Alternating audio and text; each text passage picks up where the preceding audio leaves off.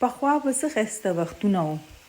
د جوارو روټۍ به وه، ورسره ساګ به و، کوچ به و، سوچه غوړي به و. ګورې خپله مې دا هر څه نه دي خوړلي. پله چې عمر کې ځناور نه دی ساتلی، نور خلک خو دومره ښه نه دي چې موږ له دا هر څه راکوي. نو شرشمو ساګ مې جوړ کړو. زما د شرشمو ساګ ډېر خوښي. دا خو لږ غندلې غندلې وې.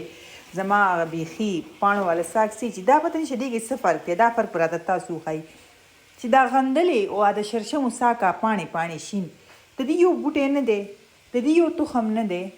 د شرشمو تیل چې څه نه وځي نو د شرشمو پاڼې شوې، نو بیا داسې شو. دا غندلې کوم څنګه تخم وي، دا چې چا کرلي هغې ته به پته وي که نه. د جوارو ډوډۍ مې ښکلې پخه کړه، ډوډۍ وي که روټۍ وي. دا یوه مې نری پخه کړه که نه، وګورئ څومره نری ده.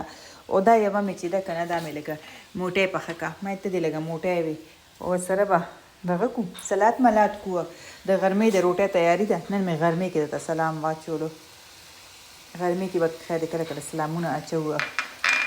نو اوس ما ته دا ووایي چې د چا د جوارو روټۍ، ساګ، شملې وي تروي وي ګوټ وار په وار، به د چا خوښي دا راته اوس تاسو ووایئ.